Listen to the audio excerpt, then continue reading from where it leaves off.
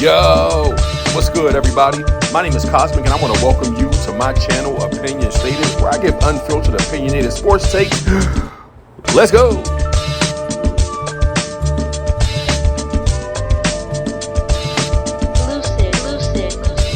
Yo, what's good, everybody? My name is Cosmic. I want to welcome you back to my channel, Opinion Stated. Man, if you've already seen the thumbnail, then I've already tipped you off to this particular content and what direction I'm headed into. This episode is inspired by an article that was published on fadeawayworld.net that popped up on my browser actually as a suggestion, and I was like, what is this? So I saved it in hopes of returning to it within a day or so. But it's been 3 days now since the article popped up, so maybe you're already familiar with it. Perhaps you're not. But before I get into the content specifically today, man, do me a huge favor. I am on the road to my first 100 subs. It would just do my heart some good, man, to take this journey with you. So if you haven't already, please subscribe to the channel. Like this video as well so that we can float along algorithm avenue and make it into the presence of those who might be looking for this kind of content. You know what I mean? If that's not you, I definitely appreciate it. But definitely shoot us a sub if you enjoy this kind of content. Make sure that you binge watch some of my other videos. I've got about almost 30 or so up. I also comment, you know what I mean? That your engagement and interaction would mean the world to me as well. You know, let's kind of kick it about the subject matter or whatever it is that you're thinking or whatever's on your mind. But this particular episode, I am going to entitle New NBA Season, New Evidence to Fuel the Childish GOAT Debate. So, again, this episode is inspired by an article that I saw on fadeawayworld.net. And, you know, if you have been following this channel or if you're new, I'll bring you up to speed. In a few episodes back, I actually made a video about how the GOAT debate was just childish.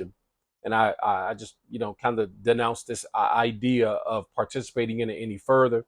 I spoke about in that episode how, you know, I had this, you know what I mean, come into myself moment, you know what I mean, where I was just like, man, you know what, I can't engage in these kind of conversations anymore. It's fruitless. It's mundane, and it has been an utter waste of time. And I started to kind of even feel ashamed of myself to a degree, like, how could I have been goaded into this GOAT debate? And I realized how it happened. You know what I mean? Me hearing somebody speak something crazy, now I'm just like, what? I gotta defend, you know what I mean, my GOAT's honor in the presence of somebody saying something crazy. How dare you disrespect the greatest of all time by calling that the greatest of all time, him the greatest of all time? Are you serious? And that's kind of how I felt. And, you know, unfortunately, it led to a lot of years of fruitless conversations and arguments with random strangers, friends, family members, whomever, colleagues, etc. Just debating silliness. You know what I mean? When really and truly, there's a whole machine, a media machine, a mainstream media machine, which this article that I'm going to get into proves. I produced a episode maybe a week or two ago where ESPN was doing the same in a show that they produced, questioning whether LeBron's Lakers are the same as Jordan's Wizards. And I'm like, why are we doing this weird comparison thing? Understanding that comparison is a thief of joy. But why are they specifically wanting to create so many parallels between Jordan and LeBron? Constantly, unrelenting, over and over and over again. They do it because clearly it leads to clicks, views. Views lead to revenue. I get it, right? I understand that part of it. But I feel like it's a lot deeper too. They understand that it's a trigger and it'll keep people like ourselves arguing and debating and questioning sound logic for idiotic reasoning. And that's the ultimate mission. And so Again, I don't think that any of these debates would have legs if it wasn't for ringleaders and the puppets in the mainstream media and many others in the independent media spaces have taken on this role as ringleaders. And I'm going to get into this article so that we could see ringleading at its finest. FadeawayWorld.net published this article by Eddie Batar, or the story by Eddie Batar, entitled LeBron James is still trailing Michael Jordan in 7 categories, even though he played 528 games in 7 seasons more. Fighting words. LeBron James' longevity and dominance over 21 NBA seasons have placed him at the forefront of the GOAT debate. But despite playing 528 more games in 7 additional seasons than Michael Jordan, he still falls short in several key areas. While LeBron's sustained excellence has broken numerous records, Jordan remains ahead in 7 crucial categories that continue to fuel the argument for his superior legacy. So, where exactly does LeBron still trail his greatest rival? First category, 2 NBA championships. Michael Jordan's 6 NBA championships and 6 finals appearances remain a hallmark for his legacy, a perfect 6-0 record on the league's biggest stage. Jordan's leadership and ability to deliver in clutch moments, most notably his iconic game-winning shot in Game 6 of the 1998 NBA Finals, cemented his status as the ultimate winner. His 3 consecutive championships from 91 to 93 and again from 96 to 98 are a testament to his dominance during the 90s, guiding the Chicago Bulls to 2 three-peats. His unblemished finals record, combined with his ability to close out series, stands as a testament to his unparalleled championship pedigree. LeBron James, while securing 4 NBA titles, has had a less than perfect finals record, going 4-6 in 10 appearances. His first 2 titles with the Miami Heat in 2012 and 2013 showcase his ability to lead a super team, but it was his 2016 championship with the Cleveland Cavaliers that stands out as his greatest achievement, coming back from a 3-1 deficit against the 73-9 Golden State Warriors. LeBron's path to 4 titles has been remarkable, but the gap remains clear, with Jordan maintaining a 2 championship edge despite LeBron's greater number of attempts. Second category, 2 NBA Finals MVPs. Michael Jordan's final MVP count is just as perfect as his championship tally: 6 finals, 6 MVPs. He's the only player in NBA history to win the award every time he made the finals. Whether it was dropping 41 points per game in 1993 against the Phoenix Suns or his unforgettable performances against the Utah Jazz, Jordan consistently showed up when it mattered most. His finals MVPs were not just a result of team success, but his individual dominance, leading his team in scoring, defense, and playmaking each time. LeBron James has 4 Finals MVP awards earned across 3 different teams: Miami Heat twice, Cleveland Cavaliers, and Los Angeles Lakers. His versatility in winning on multiple teams is unmatched. But with 6 Finals losses, his MVP count lags 2 behind Jordan. In both the 2015 and 2017 Finals, despite averaging over 30 points, LeBron lost to the Warriors, keeping him from adding more MVP trophies to his collection. LeBron has been extraordinary in many of his finals runs, but the 2 finals MVP gap between him and Jordan is another point of separation in their legacies.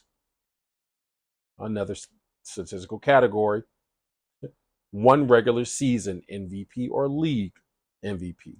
Michael Jordan won 5 regular season MVP awards, a mark that reflects his dominance over the league throughout his career. His first MVP came in 1988, where he averaged 35 points, 5.5 rebounds, and 5.9 assists, and a league-leading 3.2 steals per game. Jordan's blend of elite scoring, defensive prowess, and leadership made him a perennial MVP candidate, and he won his final MVP at age 35 during the 1997-98 season. His ability to remain the best player in the league through multiple eras underscores his unparalleled consistency. LeBron James, while widely regarded as one of the most versatile players ever, has only 4 MVP awards to his name. Only 4. Wow. Bum. 1 fewer than Jordan. LeBron's last MVP came in 2013, leaving a significant gap in his resume. A significant gap in his resume, considering he has remained elite for over a decade since. Critics often point to voter fatigue as a reason LeBron hasn't added more MVPs, but the reality is Jordan edged him out in this crucial individual accolade, despite LeBron playing more seasons and more games.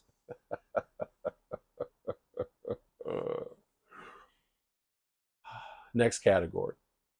One defensive player of the year. One of Michael Jordan's most impressive accomplishments is winning the 1988 Defensive Player of the Year award, making him one of only 3 players in NBA history to win both MVP and DPOY in the same season. His elite defense, averaging 3.2 steals and 1.6 blocks per game that year, was key to the Bulls' rise as contenders. Jordan's ability to guard multiple positions and create turnovers made him a two-way threat, and his defensive impact never wavered, even as he carried the offensive load. LeBron James, while an excellent defender in his prime, has never won the Defensive Player of the Year award. Despite being a lockdown defender in key moments and capable of guarding all 5 positions, LeBron finished as a runner-up for the DPOY in 2013, losing to Marc Gasol. Though LeBron has been named to 6 all-defensive teams, his inability to capture the prestigious award leaves him trailing Jordan in yet another facet of the game. Next category. 3-time all-defensive teams, or 3 rather, all-defensive teams. Michael Jordan was named to 9 all-defensive first teams during his career, a feat that places him among the greatest perimeter defenders in NBA history. His defensive excellence was highlighted by his ability to lock down opposing guards while still leading the league in scoring. Whether it was his lateral quickness, his tenacity and on-ball defense, or his ability to jump passing lanes, Jordan consistently earned his reputation as a two-way force. His 9 selections are a testament to his consistency on the defensive end. LeBron James, known for his versatility on defense, has made 6 all-defensive teams, 5 of them being first team selections. While LeBron has had iconic defensive plays, most famously his chase down block of Andre Iguodala in the 2016 finals, he has not sustained defensive dominance to the same degree as Jordan.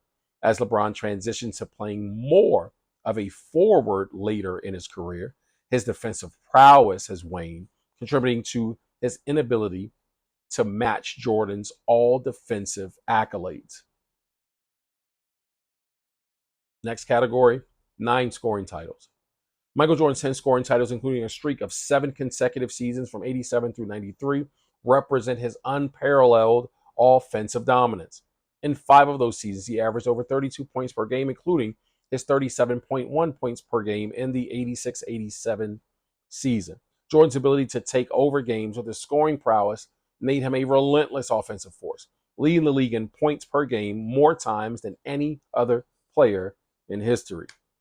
LeBron James, despite being known for his versatility and playmaking, has only won one scoring title, which came in the 2007-08 season when he averaged 30 points per game. While LeBron's all-around game is often praised, his ability to score at will, particularly in the regular season, has not matched Jordan's relentless output. Though LeBron's longevity has allowed him to accumulate more total points, the gap in scoring titles illustrates the stark difference in their offensive approaches. Last category, 3 steals titles. Michael Jordan's 3 steal titles further demonstrate his defensive dominance, leading the league in steals in 1988, 3.2, in 1990, 2.8, and 1993, 2.8. Jordan was a master at reading passing lanes and anticipating opponents' moves. His combination of athleticism, quick hands, and defensive IQ made him a nightmare for ball handlers. Jordan's ability to turn defense into offense with fast breaks was a key part of the Bulls' success, and his steals titles highlight his effectiveness as a two-way player. LeBron James has never won a steals title, despite being an elite defender early in his career. While LeBron has averaged 1.5 steals per game throughout his career. He never led the league in this category, often focusing more on his all-around impact. Jordan's ability to dominate defensively while also leading the league in scoring sets him apart from LeBron, whose defensive numbers, while solid, don't match Jordan's elite level.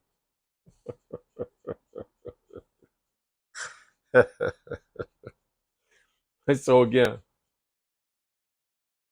I think that facts are dope. You know what I mean? Like, the fact of the matter is that article's not lying.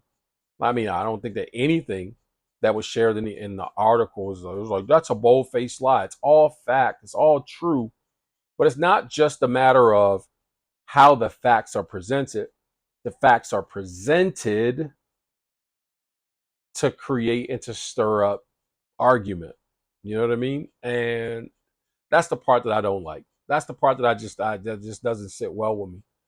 It's okay. Like, I think if you take every player's career and you contrast them, every successful great's career, there's this gap in achievements and accomplishments. So that thing that this author of the article just did to LeBron versus Jordan can be done with any player versus any player, or any great player versus any great player. And that part to me is just the why are we engaging in this comparison, kind of a thing. The GOAT conversation is subjective. It's subjective. It's really based on what I believe or who I believe is the GOAT. Maybe you believe that.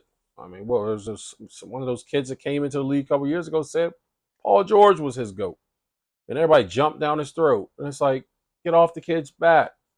That's his GOAT. He's entitled to believe Mickey Mouse is the GOAT if he wants to. It's just his belief. We don't have to agree with it. But again, this debate needs ringleaders in order to puppet messages and to puppet these narratives. And none bigger a ringleader than your God. None bigger a ringleader than your God. Never in the history of the NBA that I love, the NBA that I watch, have I ever witnessed or heard a great proclaimed to be the greatest. Not in the history of the NBA. Now, I know what you're thinking. You might be like, well, Ali said it. It was a different context and different connotation. And that was a gladiator sport that was literally about dominating your man 1v1. And so that, as a mindset, is how he proclaimed it, to propel him into the space that he needed to be in order to dominate the individual that was standing in front of him. This guy's, well, let's take a look at what he said. This guy says, at that moment, I was like, I'm the greatest at basketball people have ever seen. In all facets, James said. I can play the 1 through 5. I can guard 1 through 5. I did something that's never been done in the history of the sport. This wasn't even a quote because he passed Kareem on the all-time scoring list, which, I mean, this comes from years back after having come back from down 3-1 versus the Golden State Warriors to win the championship. I could have better understood it or accepted it if he would have just saved it a few years. You know what I mean? Until after he passed Kareem, to be like, bro, look, bro. I could probably have understood it a little better. I'm not saying it would have made it true, but I would have understood it a little better. But it's not just this, he doubled down. Listen to him. That one right there made me the greatest player of all time. Did it? Did it really? You're telling us? You're telling us that it made you the greatest of all time. It should be the other way around. We should be telling you that it made you the greatest of all time. Not you telling us. You can't tell us what to say. You can't tell us what to think. You can't tell us what to believe based on what we see. We saw it. It was impressive. Congratulations. what made you the greatest of all time? That one thing? That one thing. Foolishness. Foolishness.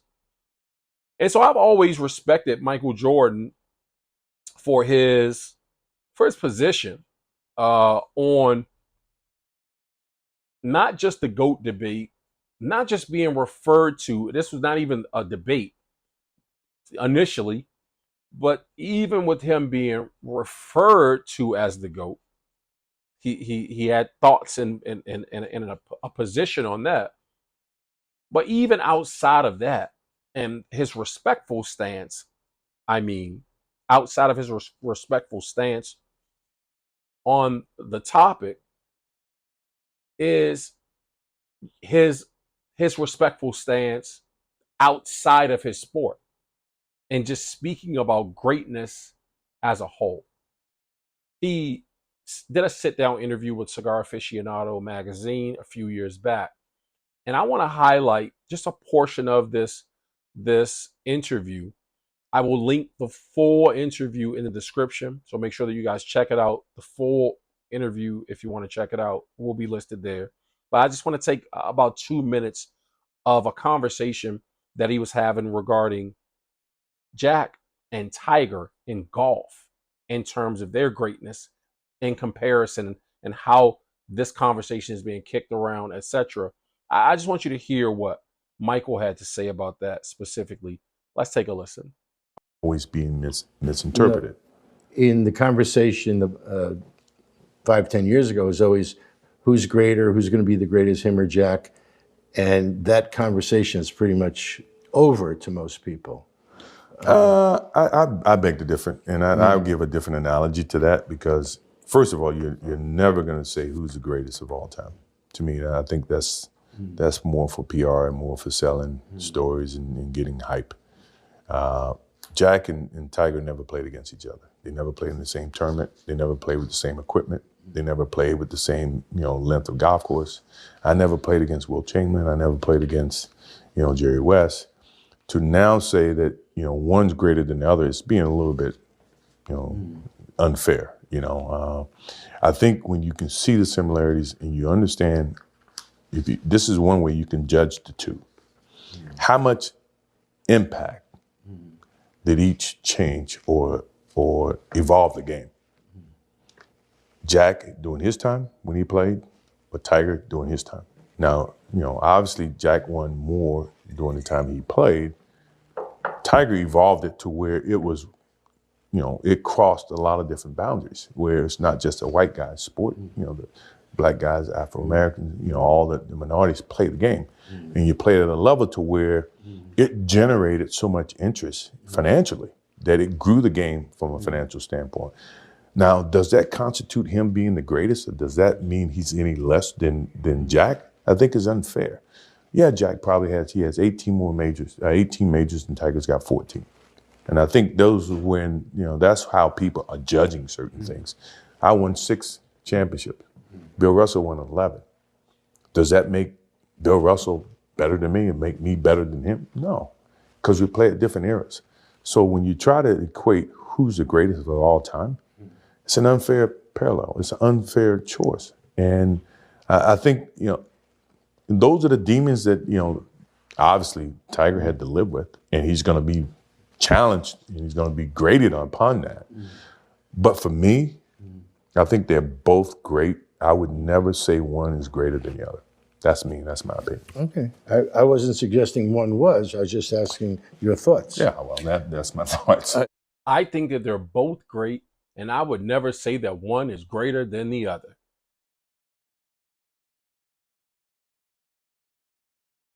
Those are just his thoughts, and I agree with those thoughts. They're both great. I would never say one's greater than the other. I've appreciated the greatness that both of them have shown, but I do know what I saw and what I see. I can respect it and I can appreciate it, but not enough to say that one is greater than the other. So again, when I swore off like this idea and this notion of GOAT debating, etc., I just I just started to kind of flash back and to think, based on even these comments here, just like how silly I was in engaging and how foolish these conversations sounded, how foolish I must have sounded. I remember my dad saying something to me many years ago where he said, you set up arguing with a fool, an onlooker, perceiving the argument cannot determine which one of you is a fool. You both look like fools, right? And so, again, I wish I had some footage of how foolish I looked. I ain't even judging you guys for how foolish you personally have looked or must have looked in those debates, but it must have looked something like this, bro. LeBron is not the GOAT, bro. Jordan is the GOAT. 6-0 in the finals, undefeated. What your guy do? My guy's 4-6. He made the 10 finals. And don't sit over here telling me this old stupid, like, oh, he made it 10, but he lost 6. That he made it to 10. Your guy ain't make it to 10. He gets credit for those 10. Who cares? Yeah, he made it to 10. He still has a losing record. My guy got 6 finals MVPs also. Yeah, 6 finals MVPs as well. Beast mode. What your guy do again? What my guy do again? My guy's got the most points in the history of the NBA.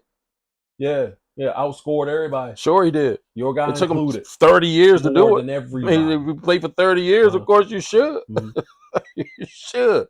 Longevity awards don't mean anything. Who cares? Who cares? We care. That's the problem. You guys only care about the categories that matter to you. Jordan would have won 6 if it wasn't for Scotty. He had better teams. Here we go with this Scotty than foolishness LeBron again. had. LeBron didn't have any help. That was too bad. Poor LeBron. Just always played with bad teammates. Man, I only wish that he had played with somebody like Kevin Love, who had numbers way better than Scotty's numbers in terms of averages. Oh, I wish he had played with somebody like Chris Bosh as well, who, like Kevin Love, averaged a double-double before playing with LeBron. I only wish that he could have played with somebody with statistical dominance in the NBA like a Dwayne Wade. I only wish that he could have played with other great players and not like bums like Kyrie Irving or folks that he had to drag like a perennial all-star Anthony Davis. Are you silly? Is that your serious argument? Seriously? This man has played with some of the greats of this era, but he ain't have enough help. How much help does he need? Seriously, how much help does he need? Man, a little more help would have been okay. You know what I'm saying? He certainly would have won like a couple more. There were other seasons that he played with other players, not just those that you mentioned. Be fair, but anyway, you know, Jordan's a decent basketball player. He's not a good person. Not a good teammate. His teammates. He's not a good teammate. So. He's not a good father either. He is a good person. A great person.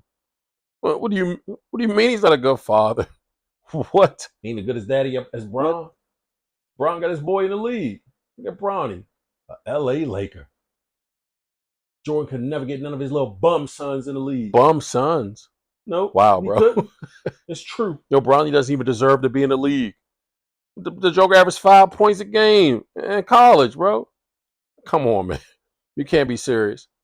Don't call Marcus and what's the little Joker name? I don't even know. But don't call them bums. They were better than Bronny in college. They could have made it. Doesn't matter that Jordan didn't flex his muscle to get them into the league. That doesn't make him a poor father. And what are we talking about anyway? Like, this has nothing to do with basketball. LeBron James is not the GOAT. Michael Jordan is the GOAT. No, he's not. No, he's not, bro. Bron's the GOAT. He's done it for 22 seasons now. Man, that longevity matters. It counts. He's still playing at the highest level. Still in the top 5 best players in the NBA right now. Yes, he is. He's top 5. Top what? Man, top ramen. I'll bet you everything in your checking and your savings account that you can't Google that as a fact. Top 5. Where? In what NBA? Please. And that is literally how it looks. Literally is how it sounds. deviates, gets off track. We ain't even talking about basketball anymore. We're talking about all kinds of things that have nothing to do with basketball. In the name of comparing, don't get baited into these GOAT debates. Silliness. If you like strawberry ice cream, it's fine, I promise you. You don't have to like chocolate or strawberry. You don't have to down chocolate or vanilla if you like a different flavor. Maybe Rocky Road's your thing. Maybe it's rum raisin. Knock yourself out. But you don't have to stand on a soapbox and pronounce that yours is the greatest over all the others. It's kind of weird. You know what I mean? Weird.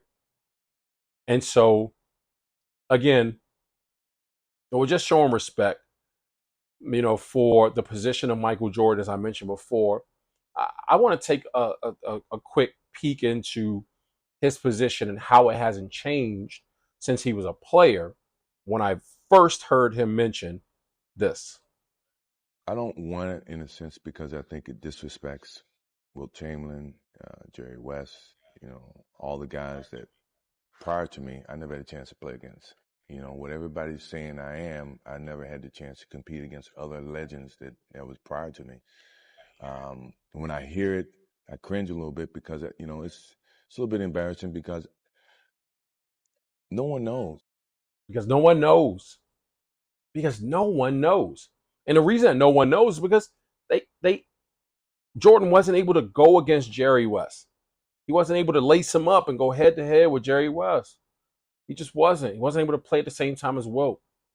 He wasn't able to play at the same time as Elgin Baylor or any of these other guys. He wasn't able to do it. It just wasn't possible. They weren't playing during the same dispensation of time. And so because of that, it's impossible for him to be renowned, or it's unfair for him to be renowned as the greatest of all time. Jordan is literally the greatest player that I ever saw put sneakers on and go out there and get it done. It's the greatest that I ever saw play. But that hardly makes him the GOAT, the greatest of all time, the greatest person to ever put shoes on and go out there and play. It's not fair for me to say. It would be idiotic for me to make that claim because I didn't see everybody play. I have no idea. It's just that he's the greatest that I've ever seen. And so, even in that, for me to stand and have an argument with somebody who believes that Kobe is the GOAT, or that Melo is the GOAT, or that LeBron is the GOAT, or D Wade is the GOAT, or Paul George is the GOAT, is really moot. It doesn't matter. I know who I saw, and I've seen all of them play in addition to the person that I believe is the GOAT. But that doesn't invalidate their opinion. Their opinion is their opinion. I don't have to agree with it, and I'm certainly not going to debate it. And I'm not going to debate it, and neither should you or anybody else, because no one knows. And the only way that we could know, well, I'll let Michael finish telling you. A lot of talk going on these days about who is the greatest ever, about who has the titles, the raw talent, the most clutch moments. I get it. It's a tough call. I mean, even the jersey numbers are the same. But maybe the best way to settle this debate is to play it out head to head.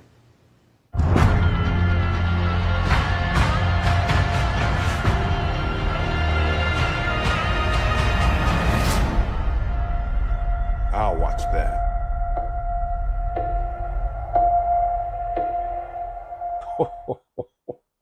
How I wish we could watch that.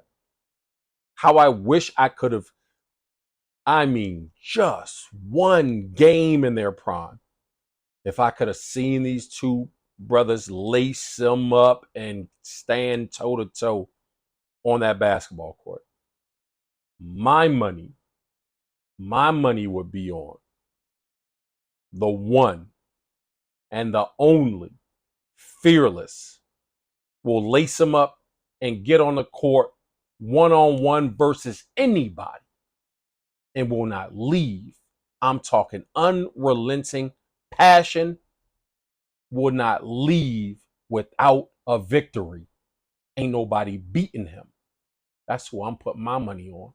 And you know exactly who that is, as much as I do. That has been the basis of this episode. I want to thank you guys once again for tuning in.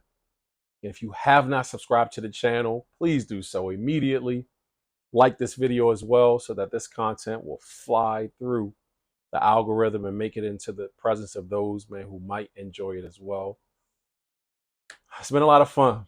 You know what I mean? Just don't let these puppets in the media, mainstream or otherwise, man, goad you guys into these silly GOAT debates. It's a waste of breath. It's a waste of time. It's a waste of energy. Bring on the 2024-2025 NBA season. Man, I certainly have a bunch of episode ideas, etc., and concepts that I'm working through. Cannot wait to produce the next episode and to see you guys and to dialogue with you. Leave your comments in the comment section. Let me know what your thoughts are, etc. If you agree, disagree. If you still want to have the GOAT debates, you can have it with somebody else, but just tell me why even. You know what I mean? Look forward to kicking it with you guys on the next episode, man. Until then, blessings.